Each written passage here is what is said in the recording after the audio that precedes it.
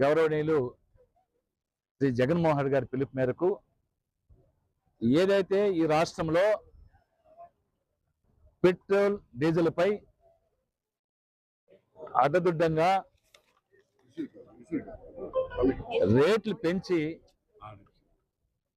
ప్రజల యొక్క నడ్డి విరిచే కార్యక్రమాన్ని ఈ కూటమి ప్రభుత్వం అంటే చంద్రబాబు నాయుడు గారు ఆధ్వర్యంలో ప్రభుత్వం ఏదైతే చేసిన దానికి నిరసనగా ఈరోజు పెంచినటువంటి డీజిల్ పెట్రోల్ ధరలని తగ్గించాలని ఆర్డీఓ గారికి గౌరవ ఆర్డీఓ గారికి వైఎస్ఆర్ కాంగ్రెస్ పార్టీ నాయకులు కార్యకర్తలు అభిమానులందరూ కలిసి ప్రజలతో కలిసి ఈరోజు వారికి విజ్ఞాపన పత్రాన్ని వారి ద్వారా ప్రభుత్వానికి పంపించి చంద్రబాబు నాయుడు గారికి తెలియజేసి దీన్ని తగ్గించమని ప్రజల యొక్క అభిష్టాన్ని నెరవేర్చమని కోరడం జరిగింది.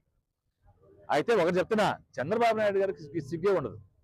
చంద్రబాబు నాయుడు గారికి ఏమాత్రం సిగ్గు లేదు, ప్రజలంటే ఏమాత్రం భయం లేదు. ఎందుకంటే మోసం చేసే దాంట్లో ఆయన కన్నా మంచి దిట్ట ఈ ప్రపంచంలో లేరు.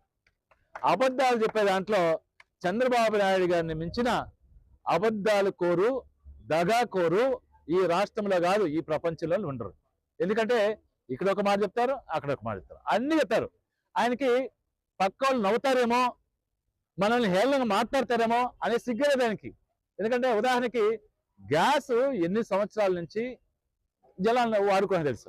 ఆయన వచ్చి గ్యాస్ ఎట్ట వాడాలో ఆంధ్ర రాష్ట్ర ప్రజలకు నేర్పించింది ఆయన. మరి ఇంతకన్నా విడ్డూరం ఏమనదు. జగన్మోహన్ చేసిన కార్యక్రమాలన్నీ కూడా తన కార్యక్రమం చేసిన కార్యక్రమాలుగా మరి చెప్పుకునే పరిస్థితి.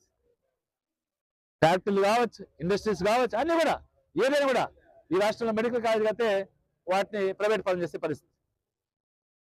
మరి ఇప్పుడు కొత్త పల్లవి మొదలుపెట్టాడు ఆయన. ఏమనంటే పెట్రోల్ డీజిల్ తగ్గిపోయినాయి కాబట్టి మీరు పొదుపు అలవాటు చేసుకోండి.